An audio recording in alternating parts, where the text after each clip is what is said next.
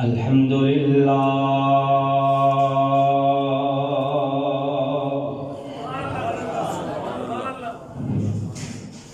الحمد للہ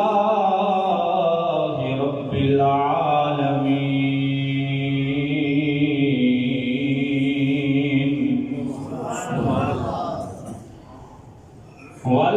والعاقبۃ للمتقین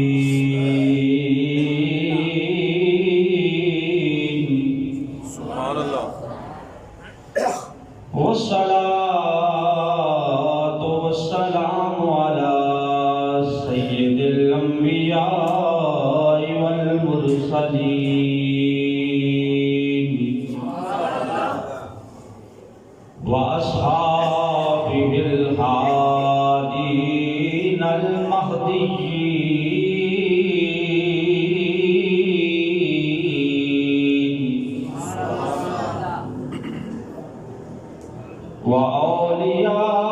وأوليائه الكاملين وعلماء ملته وأهل سنته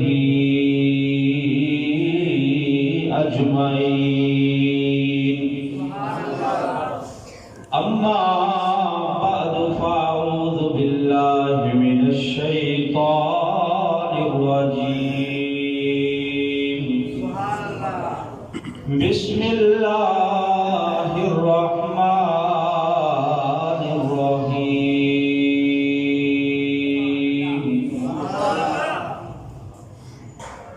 والضحى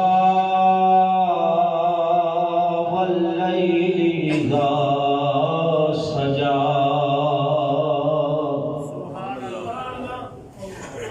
آمنت بالله صدق الله مولانا العظيم وصدق رسوله النبي الكريم الأمين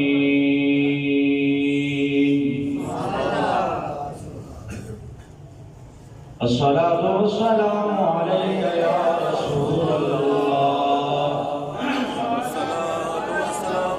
وعلى آلك وأصحابك يا حبيب الله مل کے پڑھیں گے درود پاک الصلاة والسلام عليك يا رحمة للعالمين وعلى آلك وأصحابك يا خاتم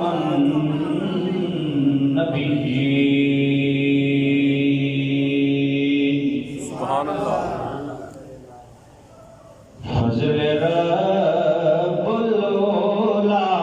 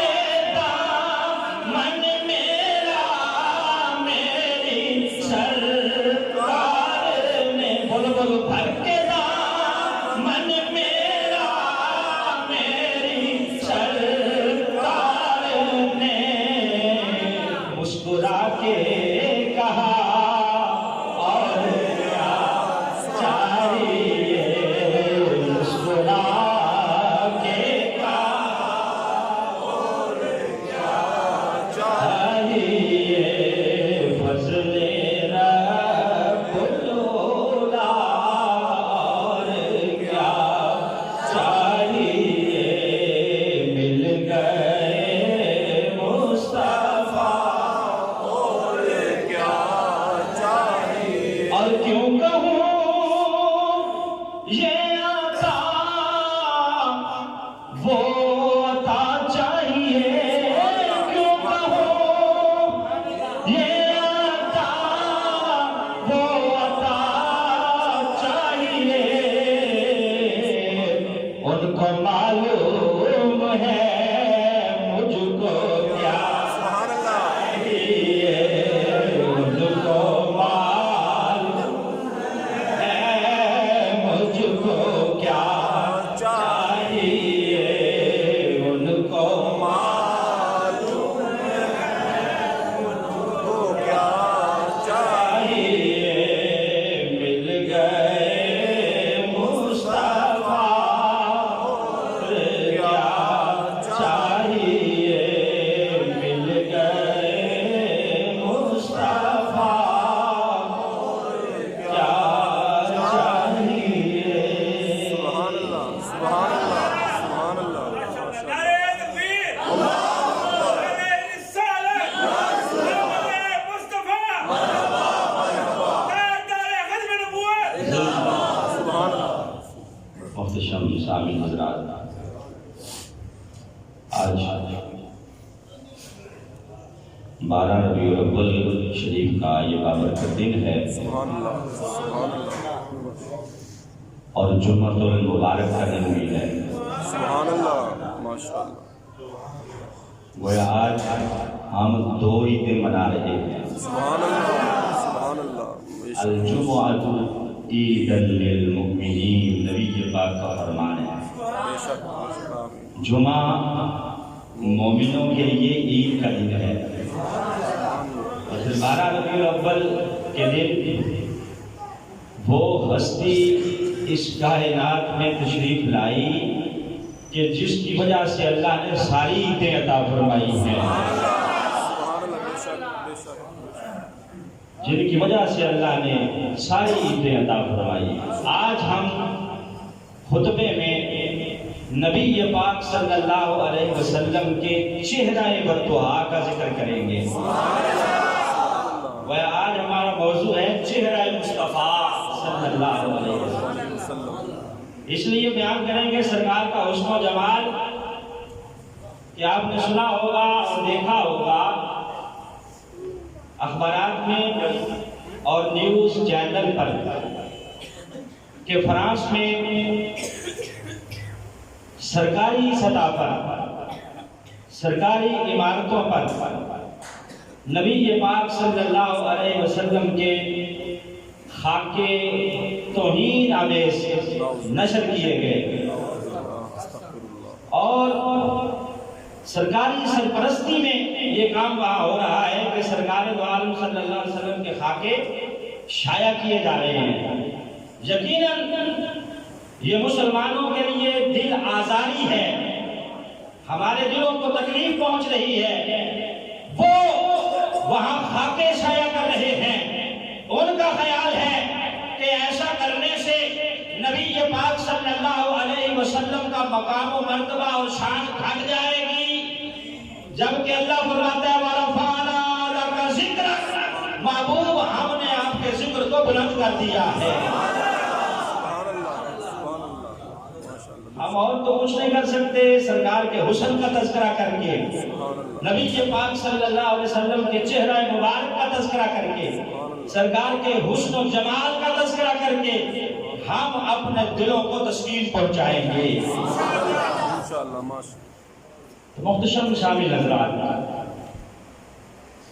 جو بچہ بھی اس کائنات میں آتا ہے وہ اپنی ماں کے پیٹ میں مخصوص ایام گزارنے کے بعد آتا ہے، اور جب پیدا ہوتا ہے تو اللہ رب العزت کبھی اسے باپ کے مشابہ کر دیتا ہے، کبھی ماں کے مشابہ کر دیتا ہے، کبھی خاندان میں سے کسی کے مشابہ کر دیتا ہے۔ کیوں؟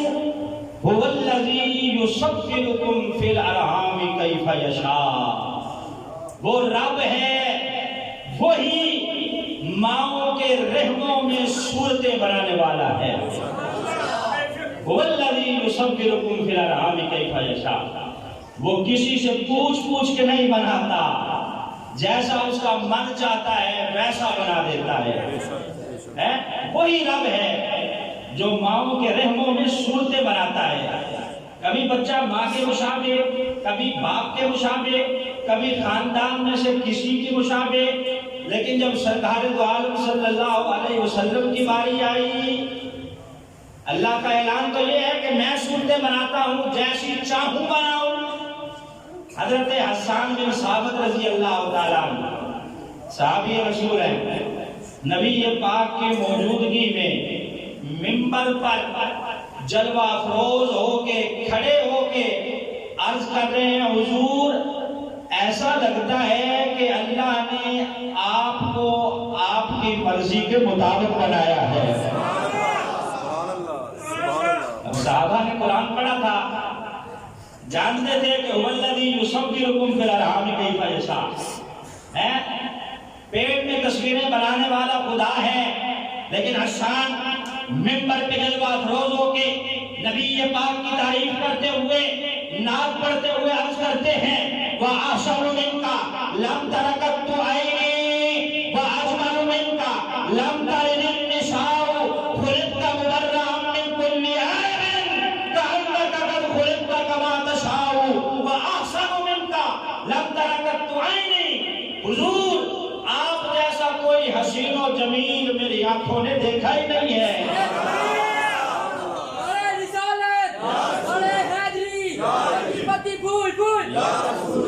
وَأَجْمَلُ مِنْكَ لَمْ تَلِدِ النِّسَاءُ، اور پھر خود ہی تردید کرتے ہوئے کہتے ہیں، آنکھیں دیکھتی کیسے، کسی ماں نے جنا ہی نہیں ہے۔ خُلِقْتَ مُبَرَّأً مِنْ كُلِّ عَیْبٍ، حضور اللہ نے آپ کو ہر عیب سے پاک پیدا کیا ہے۔ کیسا پیدا کیا؟ کَأَنَّكَ قَدْ خُلِقْتَ كَمَا تَشَاءُ، گویا اللہ نے آپ کو ویسا بنایا ہے جیسا آپ نے چاہا ہے۔ اللہ نے آپ کو آپ کی مرضی کے مطابق پیدا کیا ہے۔ سرکار خود سن رہے ہیں، صحابہ بھی سن رہے ہیں، صحابی رسول بیان کر رہے ہیں، حضور اللہ نے آپ کو پوچھ کے بنایا ہے اور آپ کی مرضی کے مطابق بنایا ہے۔ نبی یہ پاک کے حسن و جمال کا تذکرہ ہمارے ہاں جب عمر بڑھتی جاتی ہے تو چہرے پہ جھریاں پڑتی جاتی ہیں۔ یہاں بھی کچھ بزرگ حضرات بیٹھے ہیں، جب عمر زیادہ ہو جاتی ہے تو چہرے پہ جھریاں ظاہر ہونا شروع ہو جاتی ہیں۔ وہ بڑھاپے کے آثار ہوتے ہیں، عمر ڈھلنے کے آثار ہوتے ہیں۔ رب بابا کی قسم ہے، سرکار نے 63 سال گزارے ہیں، ایک جھری بھی نبی پاک کے چہرے پہ نہیں تھی، ایسے چمکتا تھا جس طرح نوجوان لڑکے کا چہرہ چمک رہا ہو۔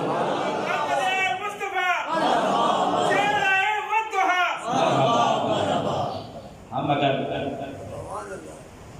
ایک دن کھانا نہ کھائیں، پورے محلے کو پتہ چل جاتا ہے مولوی صاحب نے سمجھا کچھ کھایا نہیں ہے، چہرہ مرجھا جاتا ہے۔ ایک دن اگر پورا کھانا نہ کھائیں تو شام کو بات نہیں ہوتی، گفتگو نہیں کر سکتے، دوست احباب پوچھتے ہیں جناب ہے آج کھایا کچھ نہیں، چہرہ مرجھایا ہوا ہوتا ہے۔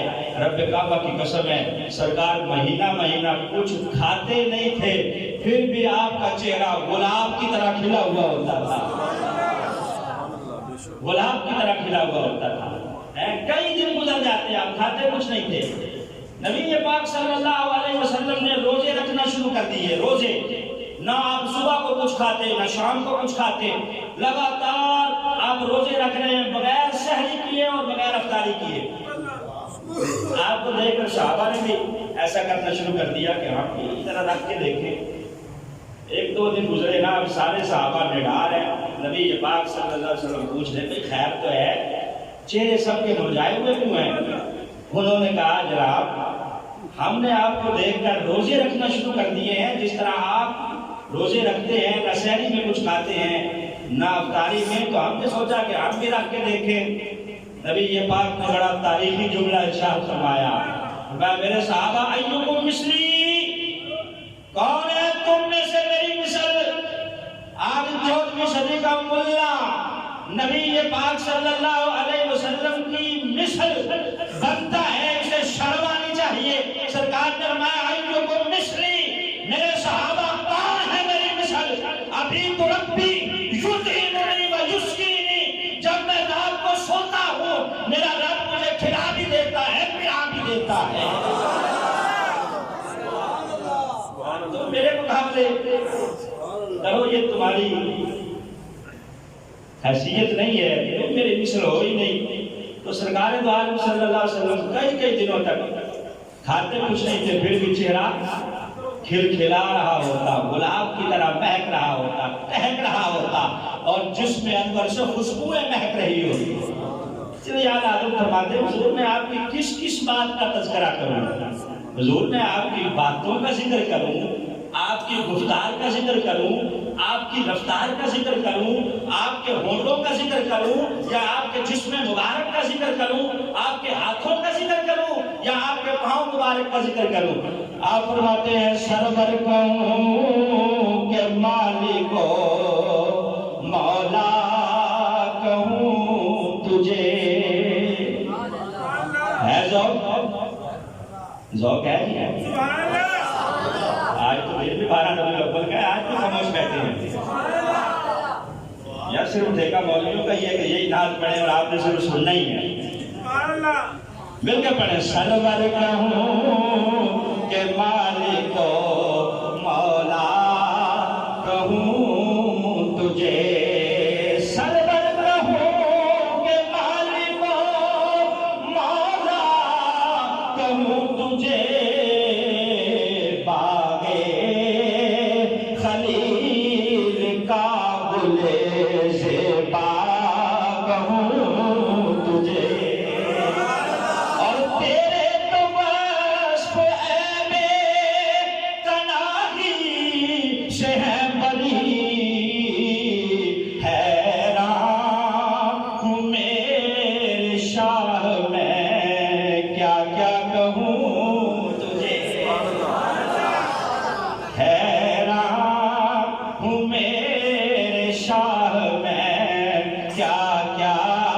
کہوں تجھے، بول سرور کہوں کہ مالک مولا کہوں تجھے، باغ خلیل کا گلے زیبا کہوں تجھے۔ ایک صحابی رسول حضرت ثابت بن عمر رضی اللہ تعالیٰ عنہ کہتے ہیں کہ یا مینا کا میدان تھا یا عرفات کا میدان تھا، سرکار جلوگر تھے، لوگ آ رہے تھے اور آ کے نبی پاک کے چہرے کی زیارت کر رہے تھے۔ کہتے ہیں غریب بھی آ رہے ہیں، امیر بھی آ رہے ہیں، بچے بھی آ رہے ہیں، بوڑھے بھی آ رہے ہیں، ہر کوئی آتا جاتا ہے، آ کے چہرہ انور کو دیکھ دیکھ کے زبان سے پکار پکار کے کہتا ہے ھذا وجہ مبارک، کتنا برکتوں والا چہرہ ہے، یہ چہرہ تو ایسا ہے گویا اسے دیکھ کے خدا یاد آ رہا ہے۔ ھذا وجہ مبارک، یہ ایسا چہرہ ہے کہ اسے دیکھ کے خدا یاد آ رہا ہے۔ ھذا وجہ مبارک، اور کوئی کہتا ہے کہ ایسا چہرہ ہے گویا ایسے لگ رہا ہے جیسے سورج چمک رہا ہو۔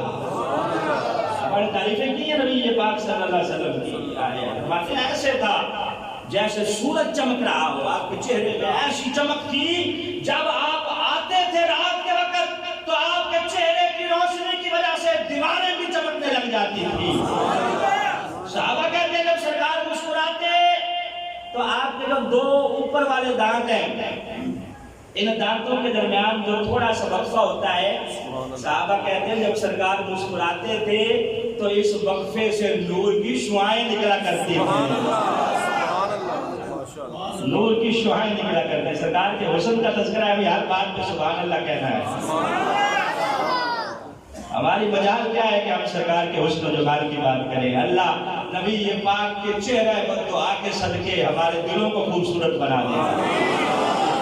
تو صحابہ کہتے ہیں جب سرکار دو عالم صلی اللہ علیہ وسلم مسکراتے، آپ کے اوپر والے جو دونوں دانت ہیں ان کے درمیان جو وقفہ ہے ان سے نور کی شعائیں نکلتی تھی۔ سیدہ عائشہ طیبہ طاہرہ رضی اللہ عنہا آپ کہتی ہیں رات اندھیری ہوتی، میں کمرے میں اکیلی ہوتی، کمرے میں گھپ اندھیرا ہوتا، جب نبی یہ پاک تشریف لاتے، لا کے میرے پاس بیٹھتے تو سرکار کے چہرے انور سے ایسی نور کی شعائیں نکلتی کہ اس روشنی کی مدد سے میں سوئی میں دھاگا ڈال دیا کرتی تھی۔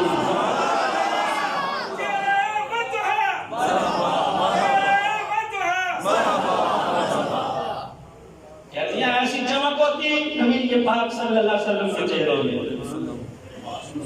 کیس لگوایا ہوا ہے محمد یا کوئی یہ لائٹ کا انتظام تھا نہیں، بلکہ کہتی ہے میرے آقا کے چہرے سے ایسا نور نکلتا، ہائے ہائے میں سوئی میں دھاگا ڈال دیتی۔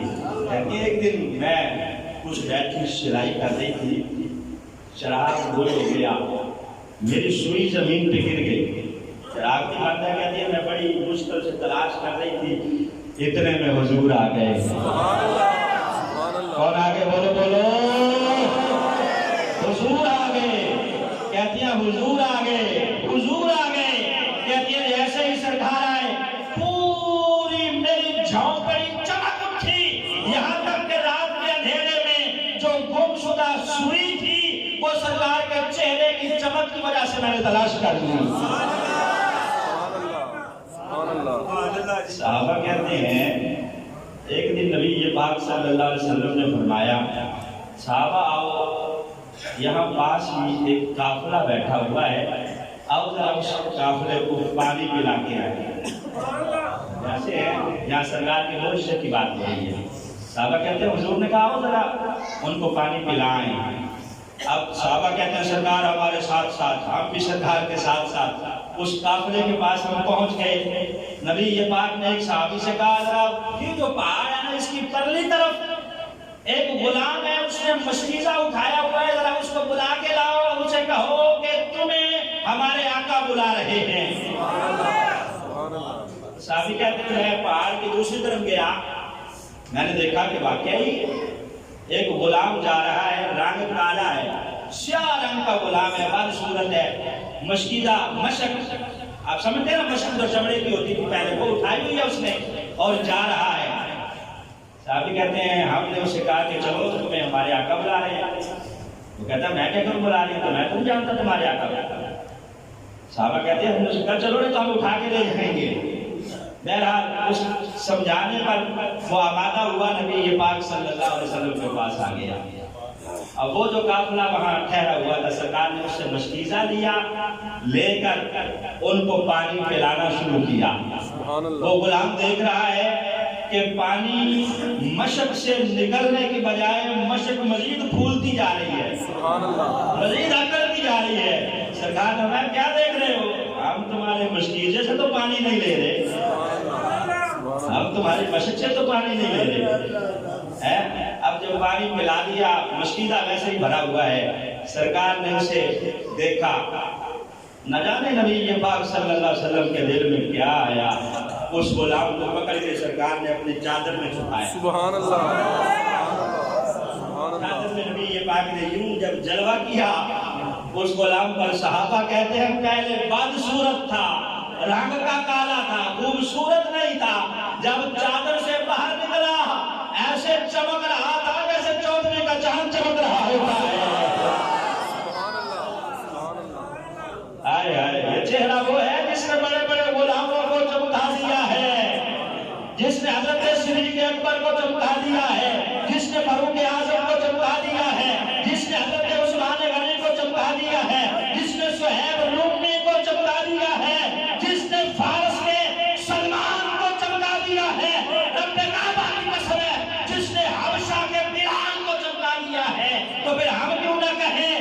چمک تجھ سے پاتے ہیں سب پانے والے،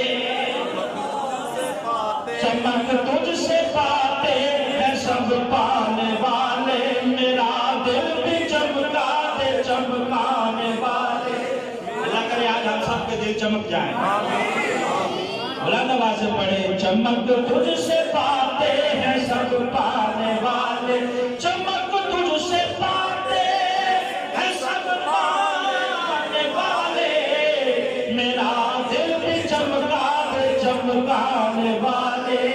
سبحان اللہ، سبحان اللہ۔ غلام پانی پلانے کے بعد اپنا مشکیزہ واپس لے کے جب گیا اپنے مالک کے پاس، مالک دیکھ رہا ہے مشق تو میری ہے، کپڑے بھی وہی ہے جو میرے غلام نے پہنے ہوئے تھے، جوتا بھی وہی ہے، یہ غلام میرا نہیں ہے۔ اللہ، سبحان اللہ۔ وہ تو رنگ کا کالا تھا، بدصورت تھا، یہ اتنا خوبصورت کہاں سے آ گیا؟ وہ غلام بڑا سمجھا رہا ہے، جناب میں آپ ہی کا غلام ہوں۔ سنا ہے؟ کہاں؟ کہا تیرا نام فلاں، تیری بیوی کا نام یہ ہے، تیرے بچوں کا نام یہ ہے، تو یہ کام کرتا ہے، یہ تیرے گھر میں پڑا ہے۔ جب اس نے ساری نشانیاں بتا دی تو مالک سمجھ گیا کہ واقعی یہ میرا ہی غلام ہے۔ اچھا پھر یہ ہوا کیا، یہ رنگ کیسے چڑھ گیا ہے، یہ کہاں سے رنگ چڑھوا کے آیا ہے؟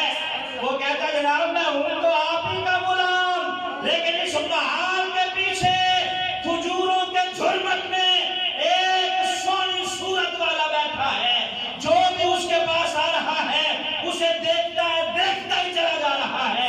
میں حیران اس لیے ہوں کہ جب میں گیا ہوں تو مجھے اس نے چادر میں چھپایا، جب میں اندر گیا تو میں کچھ اور تھا، باہر نکلا ہوں تو کچھ اور بن گیا ہوں۔ نعرہ تکبیر، اللہ نعرہ رسالت، نعرہ تحقیق، نعرہ حیدری۔ سبحان اللہ۔ اچھا اب سرکار دو عالم صلی اللہ علیہ وسلم جہاں کہیں رہنے والا تھا غلام، اس بستی پہ اس کے اطراف میں نبی پاک لشکر بھیجتے، لیکن اس جگہ پہ نہ بھیجتے، کیوں کہ یہاں وہ غلام موجود تھا جس سے مشکیزہ لے کے نبی پاک نے مسافروں کو پانی پلایا تھا۔ سرکار اس کا خیال کرتے کہ وہاں حملہ نہیں کرنا بھائی، وہاں وہ بندہ رہتا ہے جس نے ہمیں مشکیزہ دیا تھا اور ہم نے اس کے مشکیزے سے مسافروں کو پانی پلایا تھا۔ سرکار دو عالم صلی اللہ علیہ وسلم ٹہلتے ٹہلتے مدینہ سے باہر تشریف لے آئے۔ وہاں نبی پاک نے دیکھا کہ ایک پڑاؤ ہے، ایک قافلہ ٹھہرا ہوا ہے، اس قافلے کا نام تھا وفد طارق، اور اس قبیلے کا سردار تھا طارق بن عبداللہ۔ طارق بن سرکار ٹہلتے ٹہلتے اس وفد کے پاس پہنچے، اس قبیلے کے پاس پہنچے تو نبی پاک صلی اللہ علیہ وسلم نے کیا کیا، سرکار نے اس وفد کے چند لوگوں کو دیکھا، وہ باہر کھڑے ہیں، ان کے پاس اونٹ بھی ہیں۔ نبی پاک صلی اللہ علیہ وسلم نے توجہ بھی میری طرف دوست آواز دی، اس وفد کے چند جو لوگ کھڑے تھے اونٹ لے کے، ان سے پوچھا کہ جناب یہ تمہارے اونٹوں میں سرخ رنگ کا اونٹ ہے، اسے بیچو گے؟ وہ سرکار کے چہرے پر دعا کو دیکھ رہے ہیں، حیران ہے، کہتے ہیں جناب بیچنے کا ارادہ تو کوئی نہیں، اگر آپ خریدنا چاہتے ہیں تو بیچ دیں گے۔ کہا کیا قیمت لوگے؟ کہا جناب اتنی کھجوریں اس کے بدلے میں دے دو اور اونٹ لے جاؤ۔ وہ سرخ رنگ کا اونٹ تھا، سب سے خوبصورت اونٹ، سب سے خوبصورت اونٹ۔ وہ حیران ہے، چہرے پر دعا میں ایسے مگن ہو گئے ہیں، کہتے ہیں جناب لے جاؤ، بس اتنی کھجوریں دے دو اور لے جاؤ۔ اب سرکار ظاہر ہے ساتھ کھجوریں تو لے کے نہیں آئے تھے، ویسے ٹہلنے کے لیے نکلے تھے۔ میں ٹھیک ہے اونٹ مجھے دے دو، میں لے جاتا ہوں، کھجوریں بھیج دوں گا، جا کے کھجوریں بھیج دوں گا۔ کہا ٹھیک ہے لے جاؤ۔ اب سرکار صلی اللہ علیہ وسلم نے اونٹ کی مہار پکڑی اور پکڑ کے لے گئے۔ جب سرکار ان کی آنکھوں سے اوجھل ہوئے، اب یہ ایک دوسرے کو مخاطب کر کے کہنے لگے یار یہ تو جانتا تھا، نہیں میں تو نہیں جانتا تھا۔ کہتے یار تو جانتا تھا؟ نہیں۔ کہا یار ہم نے ادھار ان کو دے دیا۔ پھر انہی قافلے والوں میں سے ایک کہتا ہے یار جانتا تو نہیں تھا میں، لیکن میں ان کی گفتار دیکھ رہا تھا، جب وہ بول رہے تھے ہونٹوں سے پھول جھڑ رہے تھے۔ انہی قافلے والوں میں سے ایک کہتا ہے یار جانتا تو میں بھی نہیں تھا، لیکن میں دیکھ رہا تھا ان کی آنکھیں بڑی شاندار تھی. سبحان اللہ. جب وہ مسکراتے تھے تو ان کے مسکرانے کی وجہ سے سامنے پہاڑوں پر بھی عکس پڑ رہا تھا، روشنی پھیل رہی تھی. اب یہ سارے آپس میں باتیں کر رہے ہیں اور ایک دوسرے کو ٹٹول رہے ہیں کہ یار ہم نے یہ کیا کیا، یہ کیا کیا ہے. تھوڑی دیر بعد قافلے کے سردار طارق بن عبداللہ کی جو بیوی تھی اس نے خیمے کا پردہ سرکایا. سرکار کے کہنے لگی کہ اس کے بارے میں تم کیا باتیں کر رہے ہو کہ وہ کھجوریں نہیں بھیجے گا، تم یہ سوچ رہے ہو کہ کہیں تمہارے ساتھ فراڈ نہ ہو گیا ہو. وہ طارق بن عبداللہ کی بیوی کہتی ہے اس کے بارے میں ایسی باتیں نہ کرو، میں ضمانت دیتی ہوں وہ کھجوریں ضرور بھیجے گا، اونٹ کی قیمت ضرور بھیجے گا. اگر نہیں بھیجے گا تو میں ضامن ہوں کھجور کی، اس اونٹ کی قیمت میں دوں گی. وہ جو لوگ تھے جنہوں نے اونٹ دیا وہ کہنا اچھا تمہارا رشتہ دار تھا، تم یقیناً اسے جانتی ہوگی. وہ طارق بن عبداللہ کی بیوی کہنے لگی سردار کی جانتی تو میں بھی نہیں ہوں. کہا پھر تم کس طرح ضمانت دے رہی ہو؟ کہا تم نے چہرہ نہیں دیکھا، اتنا خوبصورت چہرہ کسی جھوٹے کا ہو ہی نہیں سکتا. اتنا خوبصورت چہرہ ہو جس کا وہ جھوٹ بول ہی نہیں سکتا. میں تسلی دیتی ہوں بے فکر ہو جاؤ، تمہارے اونٹوں کی قیمت آئی سمجھو. ابھی باتیں ہو رہی تھی، ادھر سے صحابہ آ گئے، کھجوریں اٹھائی ہوئی ہیں. آگے کہنے لگے قافلے والوں سے یہ جو کھجوریں ہیں یہ سرکار نے تمہارے کھانے کے لیے تحفہ بھیجی ہے، اور یہ جو کھجوریں ہیں یہ تمہارے اونٹ کی قیمت بھیجی ہے. یہ کھاؤ موجے کرو، ہمارے آقا نے کھجوریں بھیجی ہیں، یہ کبھی ختم ہی نہیں ہوگی. وہ وفد والے قبیلے والے کہنے لگے یار یہ کھجوریں تو ہم بعد میں وصول کریں گے، پہلے بتاؤ وہ ہے کون تھے؟ کہا وہ ہمارے آقا و مولا محمد الرسول اللہ صلی اللہ علیہ وسلم تھے. کہا یہ قیمت ہم بعد میں وصول کریں گے، ہم تو خود ان کے ہاتھوں میں فروخت ہو گئے ہیں، ہم خود بک گئے ہیں. روایات کے اندر آتا ہے کہ یہ سارے کا سارا قبیلہ وفد طارق یہاں سے اٹھا، صحابہ کی سرداری میں، صحابہ کی قیادت میں نبی پاک صلی اللہ علیہ وسلم کے قدموں میں آ کے بیٹھ گیا، اور سارے قبیلے نے سرکار کا چہرہ بددعا دیکھ کر کلمہ پڑھ لیا اور دائرہ اسلام میں داخل ہو گیا. سارا قبیلہ صرف نبی پاک صلی اللہ علیہ وسلم کے چہرہ بددعا سے متاثر ہو کر دائرہ اسلام میں داخل ہو گیا. نبی پاک صلی اللہ علیہ وسلم کا چہرہ انور آپ کی زندگی کے آخری ایام ہے.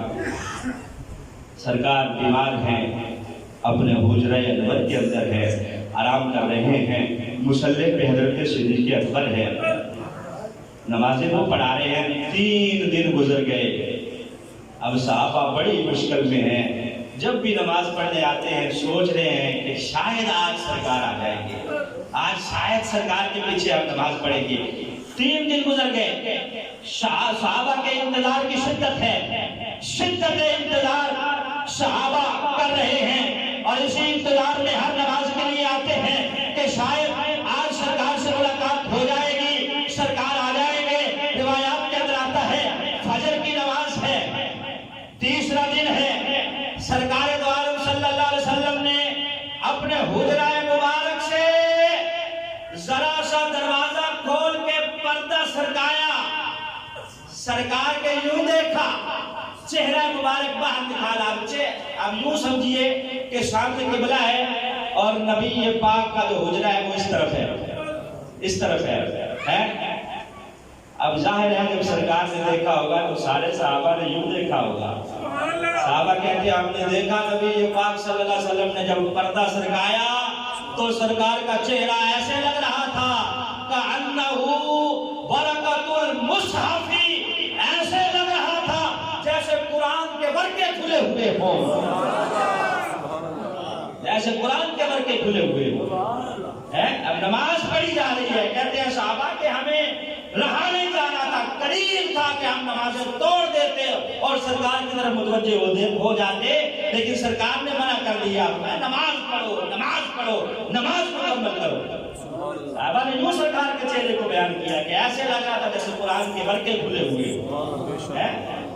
کبھی صحابہ کہتے ہیں کہ ایسے نبی پاک کا چہرہ ہوتا جیسے سورج چمک رہا ہو۔ صحابہ کہتے ہیں کہ ہم جی بھر کے سرکار کو دیکھ ہی نہیں پاتے تھے، ہماری آنکھیں مشغول جھکی ہوئی ہوتی، ٹکٹکی باندھ کے ہم دیکھ ہی نہیں پاتے تھے سرکار کو۔ بغیر کسی تکلف کے اگر دیکھتے تھے، یا ابو بکر دیکھتے تھے یا حضرت فاروق اعظم دیکھتے تھے، بس باقی سارے صحابہ کہتے ہیں ہماری کیا مجال تھی کہ ہم سرکار کے چہرے پر دعا کو دیکھ سکے۔ حضرت ابو ہریرہ کہتے ہیں کہ نبی پاک صلی اللہ علیہ وسلم نے ہمارا وفد بھیجا، کہاں بھیجا؟ یمامہ کی طرف، نجد میں ہمارا وفد بھیجا، وہاں کے علاقے کو فتح کرنے کے لیے۔ کہتے ہم چلے گئے وہاں، ہم نے وہاں حملہ کیا اور وہاں کے سردار سمامہ بن اسال کو ہم نے جنگی قیدی بنایا، گرفتار کیا، اور گرفتار کر کے ہم نبی پاک صلی اللہ علیہ وسلم کے پاس لے آئے۔ ہم سرکار دو عالم صلی اللہ علیہ وسلم کے پاس اسے لے آئے تو نبی پاک صلی اللہ علیہ وسلم نے فرمایا اسے مسجد نبوی کے ستون کے ساتھ باندھ دو۔ اب اسے مسجد نبوی کے ستون کے ساتھ باندھ دیا۔ وہ کٹڑ کافر تھا، پکا مشرک تھا۔ اس کا عقیدہ یہ تھا، وہ کہتا ہے کہ جب تک میں نے سرکار کو دیکھا نہیں تھا، نبی پاک کا نام سننا بھی میں پسند نہیں کرتا تھا۔ سرکار کے نام سے بھی نفرت تھی، نبی پاک کے شہر سے بھی نفرت تھی، اور سرکار دو عالم صلی اللہ علیہ وسلم کے دین سے بھی نفرت تھی۔ اتنا کٹڑ کافر اور مشرک ہے۔ سرکار نے مسجد نبوی کے ستون کے ساتھ باندھ دیا۔ اب نبی پاک صلی اللہ علیہ وسلم جب نماز پڑھانے آتے ہیں، یہ کانٹکیوں کے ساتھ سرکار کے چہرے کو دیکھتا ہے، یوں چھپ چھپ کے دیکھتا ہے۔ سرکار آتے ہیں، نماز پڑھائی جا رہے ہیں، پھر بھی دیکھتا ہے، جیسے نماز پڑھا رہے ہیں ویسے دیکھ رہا ہے۔ ایک دن گزرا، 2 دن گزرے، 3 دن نبی پاک کے چہرے کی زیارت کرتا رہا۔ تیسرے دن جب سرکار اس کے پاس سے گزرے تو نبی پاک نے اسے دیکھ کے مسکرا دیا۔ جب مسکرا دیا ہوگا سرکار نے تو بات بن گئی ہوگی، نبی پاک صلی اللہ علیہ وسلم مسکرا دیے۔ اب چوتھے دن سرکار دو عالم صلی اللہ علیہ وسلم نے کہا صحابہ اس جنگی قیدی کی رسیاں کھول دو، اسے آزاد کر دو۔ صحابہ کہتے ہیں جناب ہم نے بڑی مشکل سے پکڑا ہے، پکڑ کے لائے ہیں اور آپ کہہ رہے ہیں آزاد کر دو۔ کہا کر دو آزاد، کوئی بات نہیں، جو اتنے دن ہمارے چہرے کو دیکھتا رہے وہ پھر جاتا نہیں ہے، ساری زندگی ہمارا ہی ہو کے رہ جاتا ہے۔ پریشان ہے، سرکار مطمئن ہے، کھول دو کوئی بات نہیں۔ کھول دی گئی رسیاں۔ اب ظاہر ہے اتنے دنوں کے بعد اسے رہائی ملی تھی، چاہیے تو یہ تھا کہ وہ نکل جاتا، بھاگ جاتا، لیکن اس نے کیا کیا؟ سامنے مسجد نبوی کے باغ تھا کھجوروں کا، اس کھجوروں کے باغ میں اس نے غسل کیا۔ غسل کرنے کے بعد واپس نبی پاک صلی اللہ علیہ وسلم کے پاس آیا، آگے کیا کہنے لگا؟ جناب جب تک آپ کو دیکھا نہیں تھا، آپ کا نام بھی سننا پسند نہیں تھا، آپ سے نفرت تھی، آپ سب سے زیادہ ناپسندیدہ تھے، اب دیکھ لیا ہے، آپ کے چہرے کی زیارت کر لی ہے، اب ایسا ہے کہ آپ مجھے سب سے زیادہ پسندیدہ بن گئے ہیں۔ کہتا ہے پہلے آپ کا شہر بھی پسند نہیں تھا، اب آپ کا شہر بھی پسند ہے۔ پہلے آپ کے دین سے بھی نفرت تھی، اب چونکہ دیکھ لیا ہے آپ کو مسکراتے ہوئے تو اب آپ کے دین سے بھی محبت ہو گئی ہے۔ کلمہ پڑھا دیجئے، دائرہ اسلام میں داخل کر دیجئے۔ وہ صحابی وہ کیا کہہ رہا تھا کلمہ پڑھنے سے پہلے؟ کہ سنو سارے اناماتوں سرکار دا نا سونا۔ پہلے عقیدہ اور تھا، لیکن جب کلمہ پڑھ لیا تو ہم کیا کہہ رہے ہیں؟ سنو سارے اناماتوں سرکار دا نا سونا۔ مل کے کرو، سنو سارے اناماتوں سرکار نال سارے شہراں چوں سوہنے دا پیغام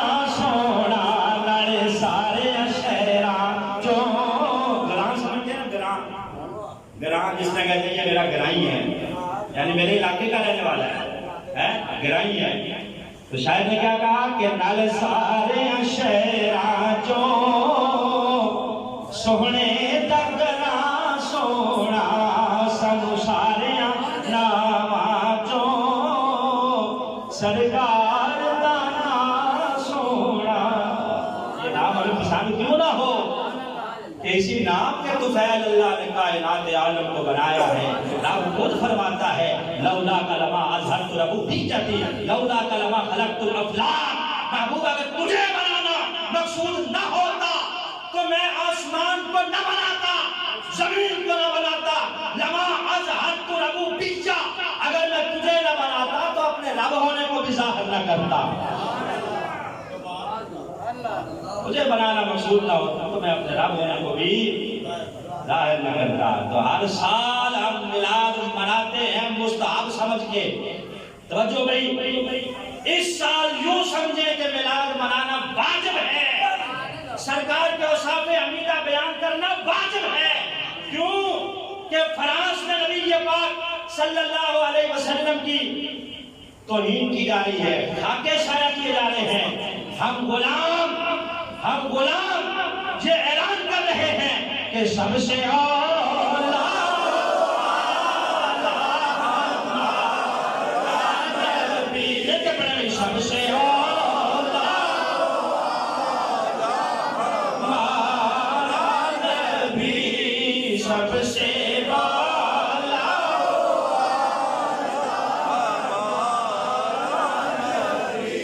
گھٹانے سے سرکار دو عالم صلی اللہ علیہ وسلم کی شان گھٹے ہی نہیں. کیوں؟ اللہ فرماتا ہے محبوب ہر آنے والی گھڑی آپ کی گزری ہوئی گھڑی سے بہتر ہوگی. یعنی جیسے جیسے گھڑیاں گزرتی جائیں گی ہم آپ کی رفتوں میں، شانوں میں، مقام میں بلندیاں کر کے چلے جائیں گے. اسی لیے اللہ حضرت فرماتے ہیں سب سے اعلیٰ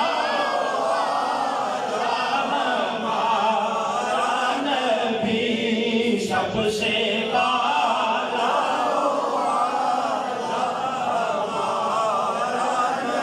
خلق سے اولیاء، اولیاء سے رسول، سب رسولوں سے اعلیٰ اور ہم یہ حکومت سے بھی مطالبہ کرتے ہیں کہ حکومتوں کا کام نہیں ہوتا کہ صرف قراردادیں پاس کی جائیں اور معذرت خواہانہ انداز میں بات کی جائے، بلکہ حکومتیں اقدامات کیا کرتی ہیں. اس کے رسول کا ہفتہ منانے کا تم نے اعلان کیا کہ تو ہم ویسے منا رہے ہیں. یہ دن اور ہفتے اس کے رسول کے محتاج نہیں، ہم سارا دن سرکار کے عشق میں ڈوبے ہوئے ہیں. اگر اعلان کرنا ہے تو کوئی جج کا اعلان کرو. ہم اس حیوان میں یہ مطالبہ کرتے ہیں کہ فرانس کے سفیر کو فوراً ملک سے نکالا جائے. مطالبہ ہے کہ نہیں؟ آپ کا ہاتھ کھڑے کریں سب کرنا ہے تو کوئی کام ڈھنگ کا کرو.